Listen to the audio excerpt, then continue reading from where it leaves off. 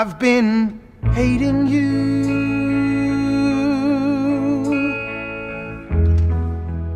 too long to stop now.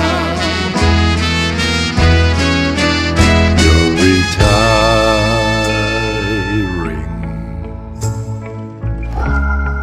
and you want to be free. My hate was growing stronger As you became a habit to me. Don't make me stop now. I hate you with all my heart. I hate you. Don't make me stop.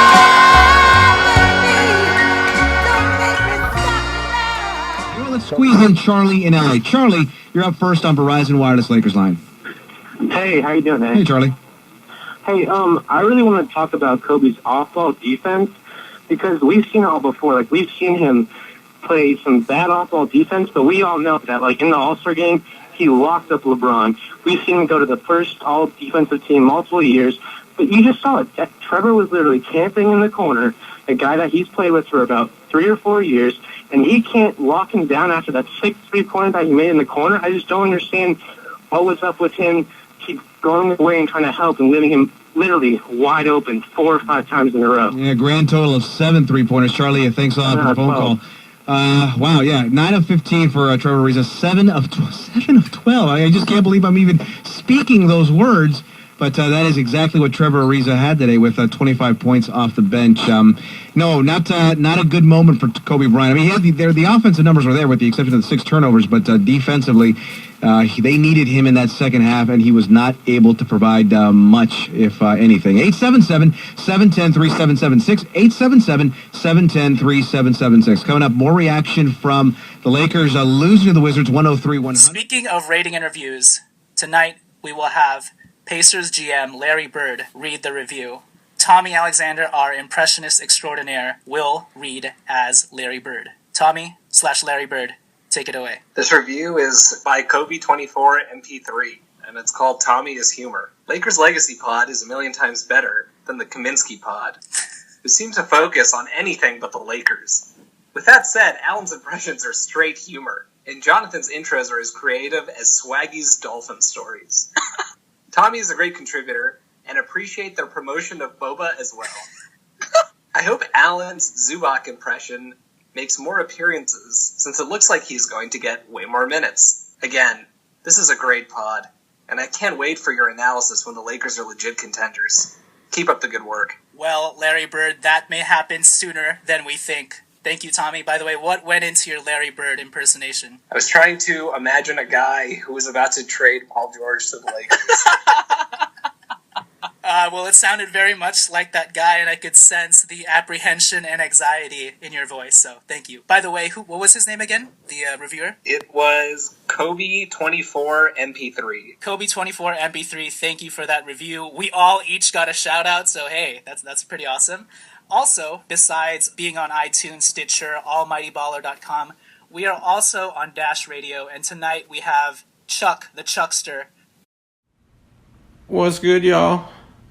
It's KB24 Status, also known as Kobe24MP3, or Tiny Dog's niece, Brandon Ingram, or the biggest Laker fan in the world.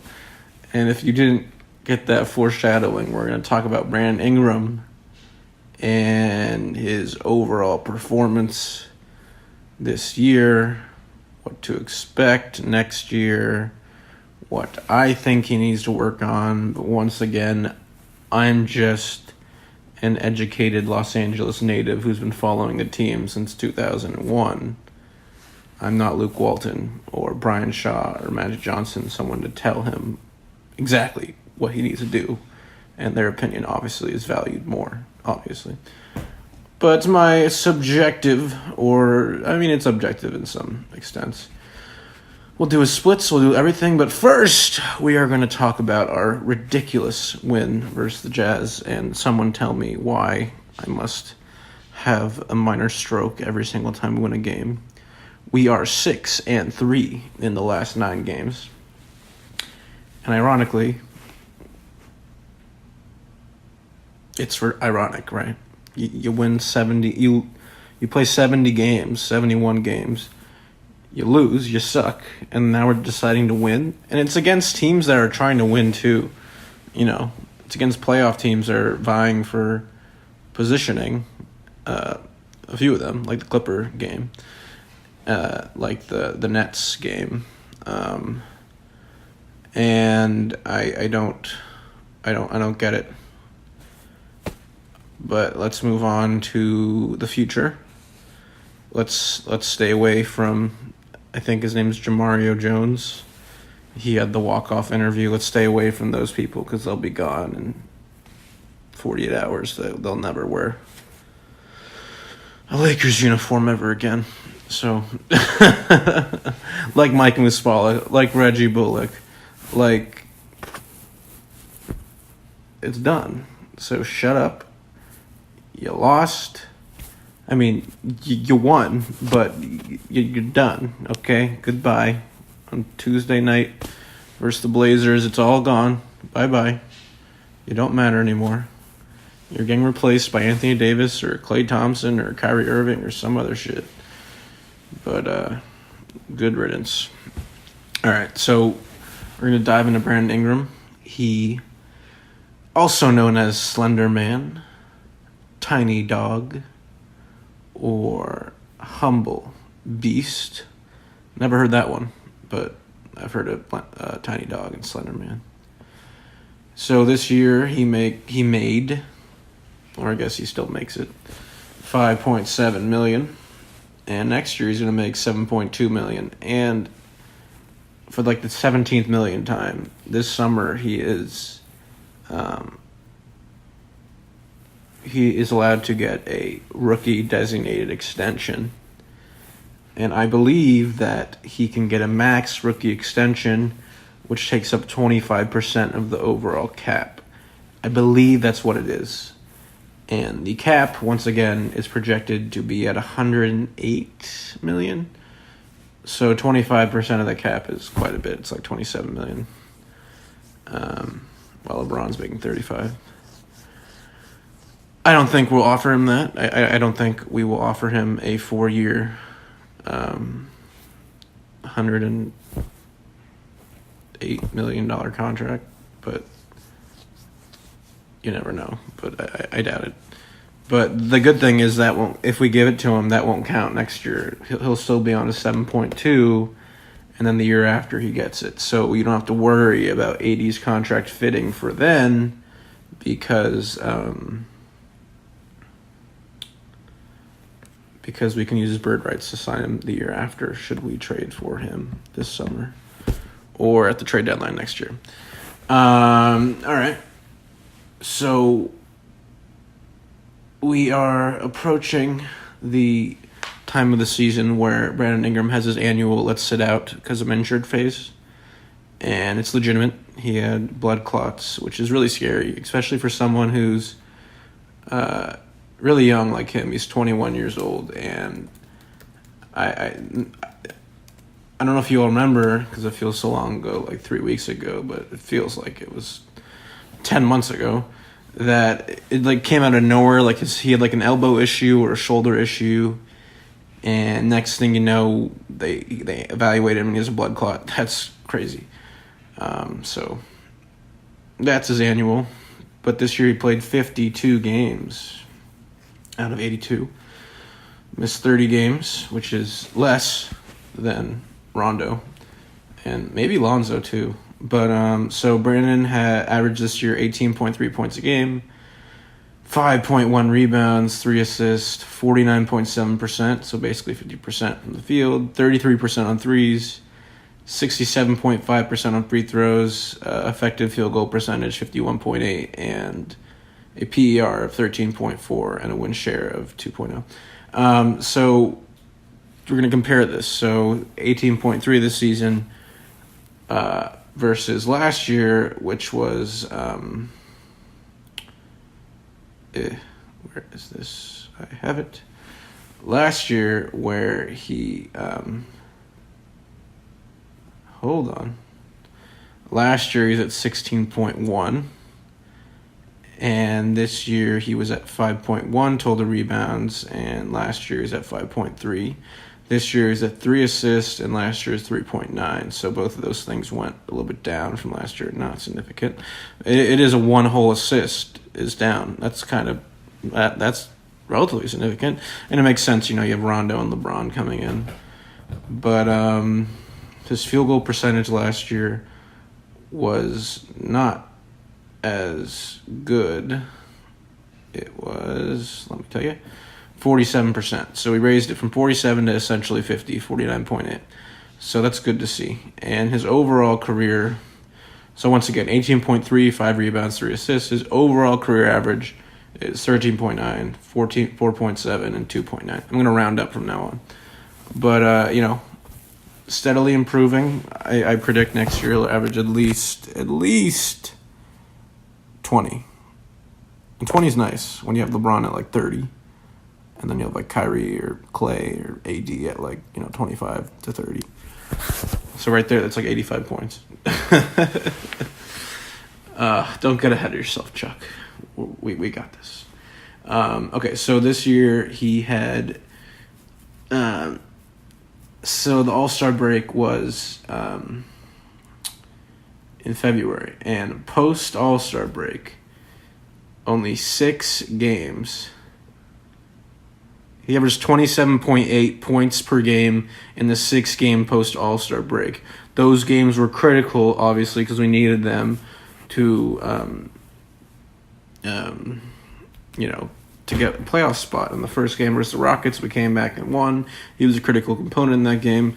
But averaging 28 points in 6 straight games is awesome. Playing 37 minutes in that stretch, 7.5 rebounds, 2.5 assists. It's a small sample size, only 6 games. But last year, the same thing happened. He had like a 10-game sample size, and then he got hurt towards the end of the season. And the same thing the season before that. In his rookie season, he really had trouble getting out of the gate. And in the final 20, 25 games, he started, showing really huge, significant flashes. But he was 57% post All-Star break, 6 games once again. 53% on threes. This fool shot 53. Okay, free throws, 75. That's up from his normal, typical 67 on the year. And his usage was really high at 27%. But, it's crazy how we can have these stints. Big baller, man. Big baller. All right, so that is a very important piece there, that 6-game stretch, because it shows that he's capable of consistently getting this amount. And I think it was 5 games in a row he had 25. I think it was those 6 games he had 25 or more every single game.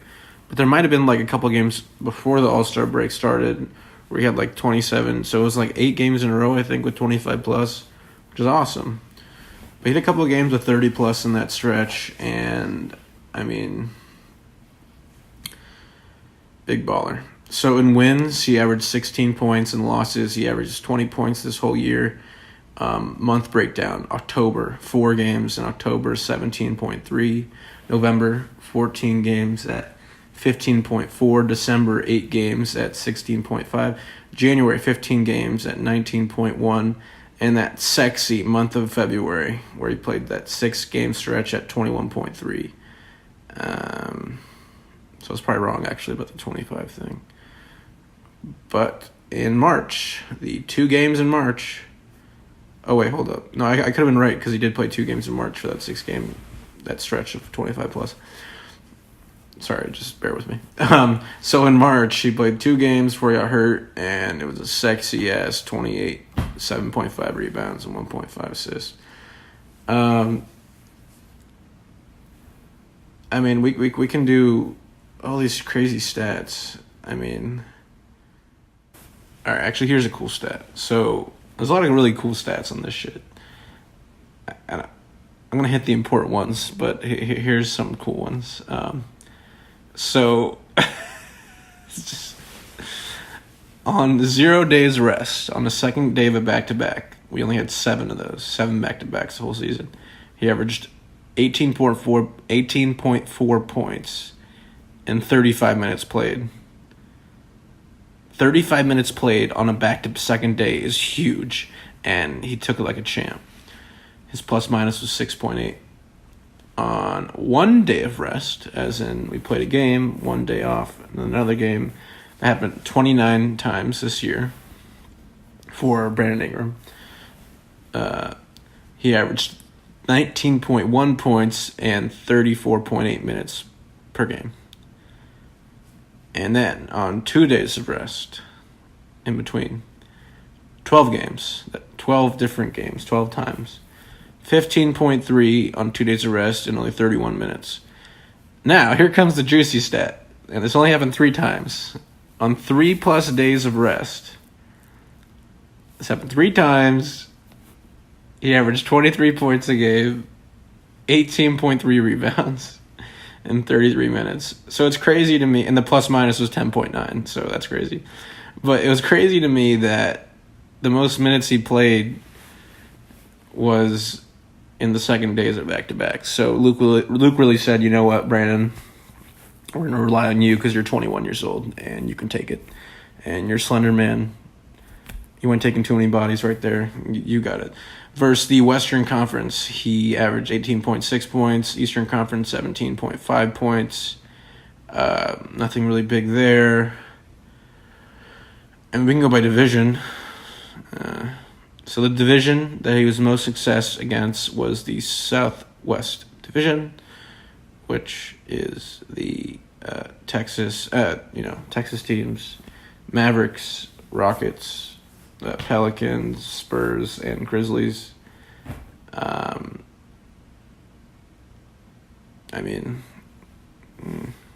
That's the most points. Also, here's an interesting stat right here.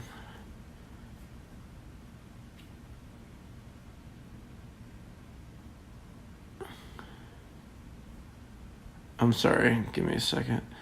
Okay, here's a really cool stat. We're gonna go by month. No, we did month. We'll go by day. Okay, I'll stop getting these cool stats, but these are cool stats, and I'll get into what he needs to improve on and all that shit. But so the most games we played on what day was Sundays. We had so many Sunday games, and as soon as the schedule came out, I noticed that it was very weird that we had a game every single weekend. We played 19 games on Saturday and Sunday combined. So literally every single weekend, the whole entire season, we played a game. And there may have been an exception of one weekend, but I'm serious. Like, look at the schedule for yourself. Crazy. So on Sunday, we played 11 games, the most of any day, and he averaged 17 points per game. On Monday, we played 4 games. I'm sorry, he played 4 games. He missed 30 games, so there were more, but there were more Sundays and more Saturdays. But he played 4 games on Mondays, 25.5 points per game. Damn, son. And that's the most he averaged on a day for one day. Tuesdays, he played 6 games, 18.5 points. Wednesdays, 8 games, 15.4 points. Thursdays, 8 games, 17.1. Friday, 7 games, 20.7. And Saturday, 8 games, 18 flat. So, a lot of cool things here. Last really interesting stat. So, this is really weird.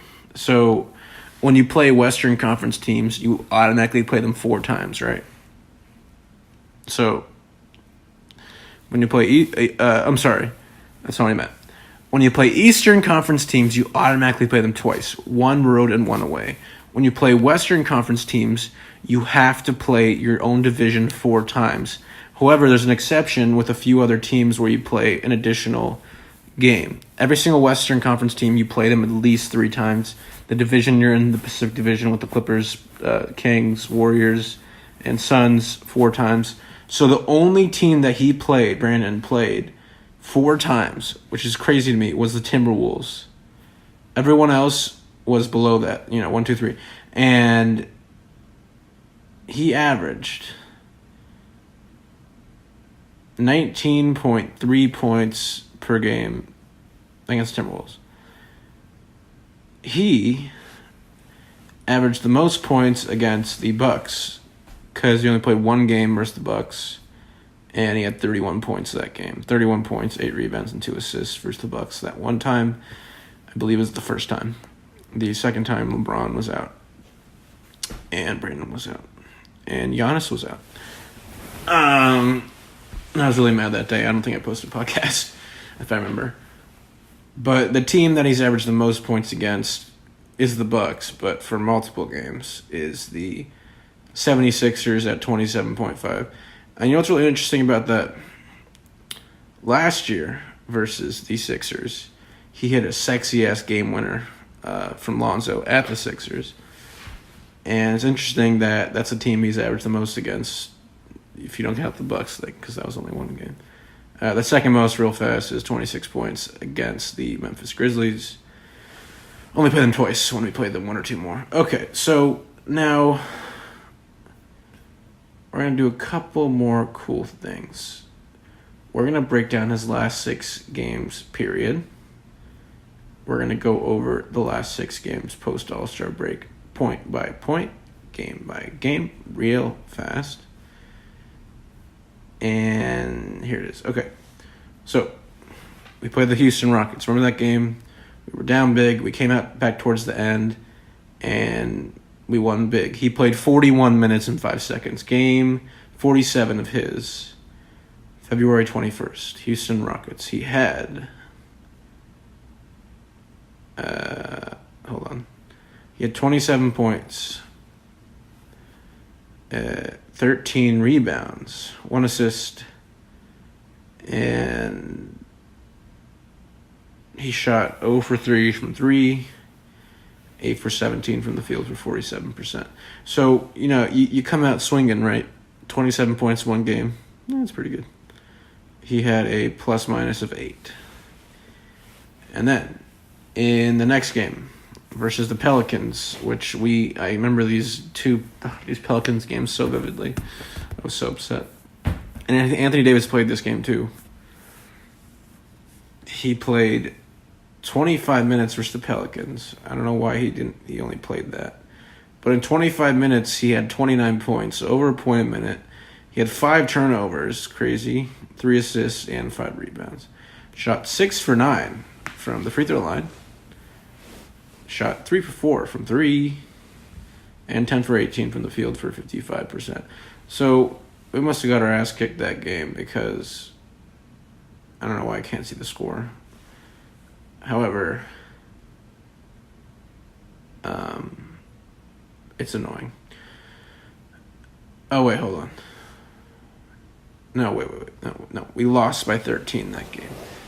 So, yeah. That's probably why he only played 25 minutes. He was -5 for that game.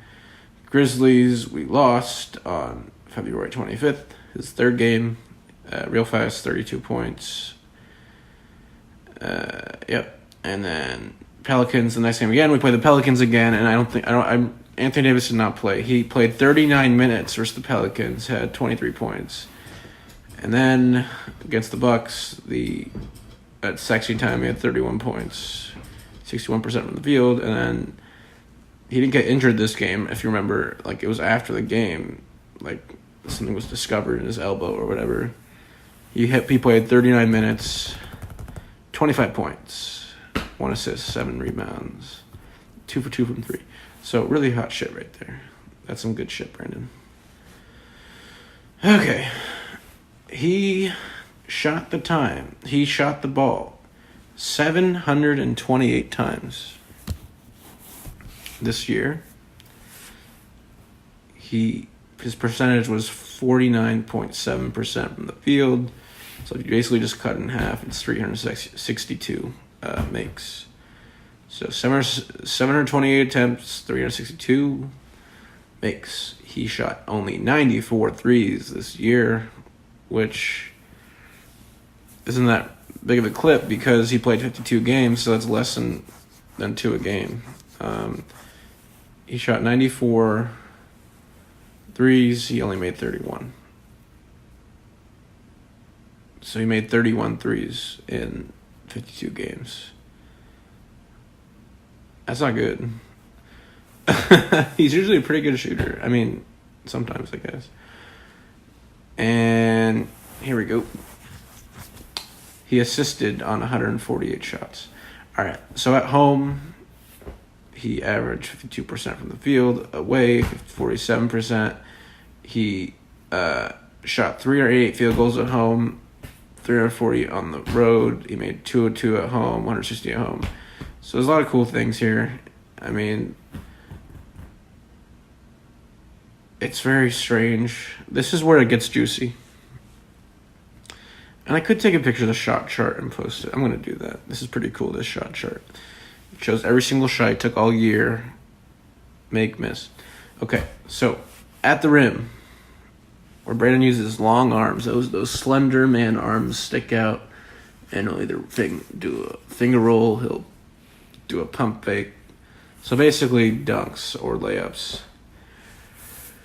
68%.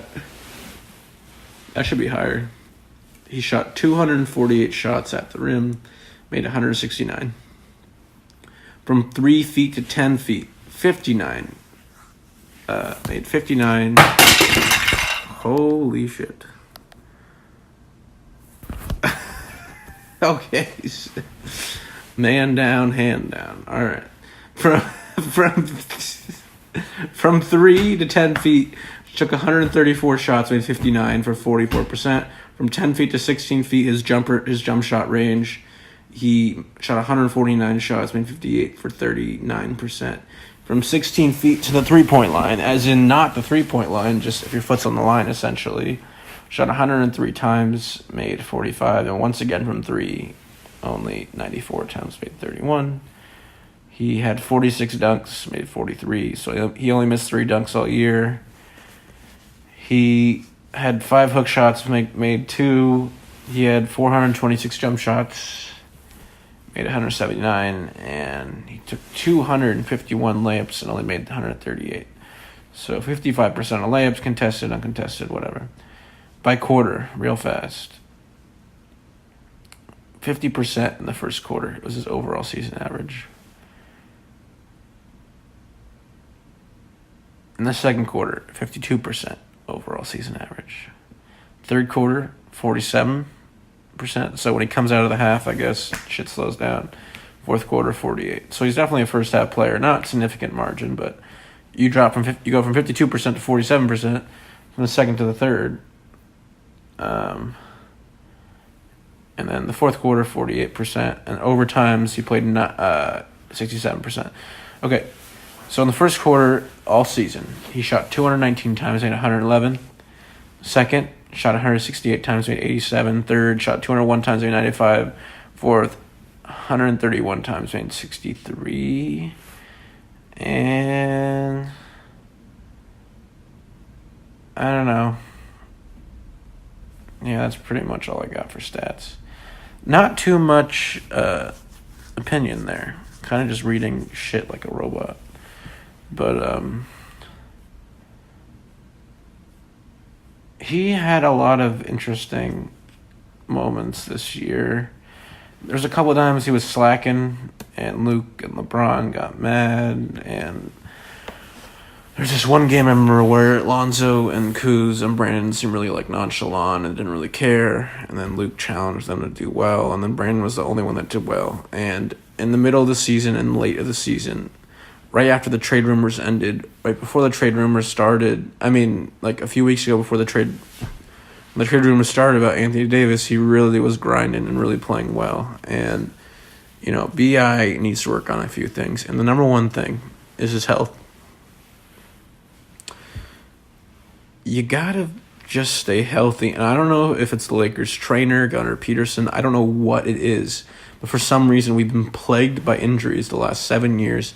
Even the Dwight year, when he would, Dwight in 2012 to 2013 season, when Dwight, like hurt his back and then shit would go wrong. And then Kobe got hurt that year. So, like, really, it's been ever since Kobe got hurt, essentially, when he tore his Achilles in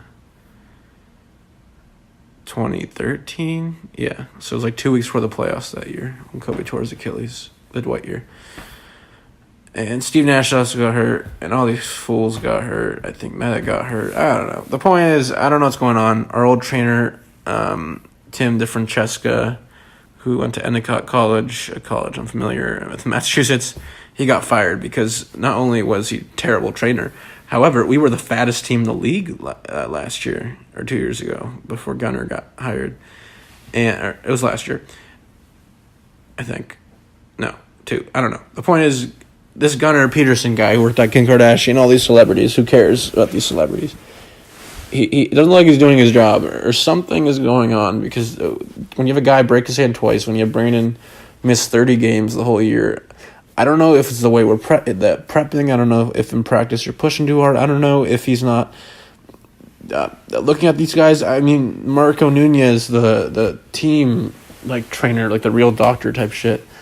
Is it on him? Who knows? But I'd never seen this before, and Brandon needs to focus on his health, and that is so important. More important than anything, because I said this so many times. I thought Lonzo was one of the greatest players of all time for the Lakers and in general. And the fact that he can't stay healthy, the fact that he last summer missed the whole entire summer to get better, and it looks like that might happen again, really is a huge blow. I know he's still young, but I don't care. Brandon has 1 more year of experience than Lonzo, and he's better. And we got to get him the qualifying offer. I'm sorry. I mean, the rookie contract extension. We have to. So, also, another thing he needs to work on is his three-pointers. It's such a general thing to say, work on your three-pointers. Like, anybody could say that. But, like I said, when you're shooting 94 threes in one season, and you only play 52 games, you need more than 1.8 attempts per game or whatever it is. You need more than that. We need a bigger clip. And who cares if he misses them? Just getting the repetitions. I want him to average 3 threes a game. And that's not that much. But having games where you shoot 8 and then games where you shoot 2, whatever, that's fine. I think the floor is 3. I think the ceiling, where I'd be super happy, is like 4 or 5. But at least 3, and I would love to see that improve. I'd also like to see him improve at the rim. He's a really good finisher in general. He extends his arm so far that nobody can really get it. But even more, he fades away, fades left, fades right, fades back. He double clutches, and he gets all these crazy looks and makes most of them. He was like 66% at the rim, I think I said, the whole year. But he needs to do more, and he needs to get better. And he's too good. He's too quick, too, to not be finishing, be it 70% or 75%. I don't know. But he's too good. He has such a unique skill set. It's scary. He is Kevin Durant, just 2 inches shorter. It's freaky. And you know what? He is going to be the greatest Laker. One of the greatest Lakers small forwards of all time. I'm trying to think of other small forwards, like James Worthy. This is probably a stupid question because there's probably so many, but I'm trying to think, Kobe, Magic, point guard, shooting guard. Jerry West was a point guard. Wilt was a center. Elgin Baylor, I think, was a shooting guard. I don't know. That's so long ago. But I think he has a chance to be one of the greatest Lakers small forwards of all time. He's that good, and I love him. See, it used to be this thing where we had to pick, right? There's Kuzma, Lonzo, and Brandon. And it looks like people were thinking we have to keep one. Because if you're going to trade for AD, whoever it is, and now that's not, you need to trade 2. Now that's not the case. The ball's in our court now, okay? The Pelicans have no option but to trade him. And the only team that is going to take him is us. We do not have to trade 2 players. We can trade 1. And that 1, in my opinion, is Lonzo. But it was pick the guy that you thought that you keep the best out of the young core of Lonzo, B.I., and Kuz. And you can't throw Josh Hart in there. I love Josh Hart. Great contract, 29th pick, 30th pick, whatever. But many people, and I don't care about other people. This is my mindset. It makes sense to say Kuzma in the sense of his contract is a steal. He makes $1 million, $2 million, $3 million, $4 million, whatever. However, I used to think Lonzo, because like I said, I thought it'd be amazing. But now it's Brandon because he's more consistent. He's just much more consistent. But I used to bounce around between Brandon and Lonzo. And for the past 2 years, everyone's been saying, you got to trade Brandon because he's not Magic's guy. Magic did not pick Brandon. Mitch Kupchak picked Brandon. Jim Buss picked Brandon. But objectively, how can you say that Brandon's not better than Kuz and Lonzo? You can't say, oh yeah, Kuzma has a good work ethic, blah, blah, blah. Brandon has a unique skill set, and this guy is a fucking boss, okay? One more thing he needs to work on is stop getting high, because this dude is lit 24/8. I met this fool a couple years ago in his rookie season at the Macy's Mall in Century City, and I'll be honest, I might have been high a little bit, but he was I'm kidding, but he was very lit, okay? And let's relax, Brandon. Okay, I know you get the IV before the games, but let's pump the brakes a little bit. Because those games where he is super casual and not engaged and Luke and LeBron have to get on his ass, those games, you never know. Because he might be going too hard sometimes, okay? I get it. You came from North Carolina, now you're in LA, Venice Kush and all that. But that's the third thing he needs to work on, okay? That one. So health, threes, finishing around the rim, better, and getting high. And this is a hidden fifth one, just bulking up. He needs to put on like 10 pounds. I mean, that's like something that naturally comes, I guess. I mean, like LeBron was slender in the first couple of years. Kobe was slender. So just give him time. He's only 21. Fully developed 26 or whatever. All right, I've been talking too long about Brandon. I love Brandon. He's my dog. He's my adopted child is really what it is. He's my adopted niece, nephew. I love him. I do. I mean, on my my phone, there is the lock screen is him. I'll be honest, the unlock screen, the home screen, is motherfucking Captain Marvel, hot ass Brie Larson. But Brandon is on that. That's what I look at every day because I love him. All right. So, long story short, Brandon's a G, and why the fuck are we losing these games? Winning these games. All right. I'm Charles Ryan, KB24 status, Kobe24 MB3, the biggest Laker fan in the world. And peace out, bruh.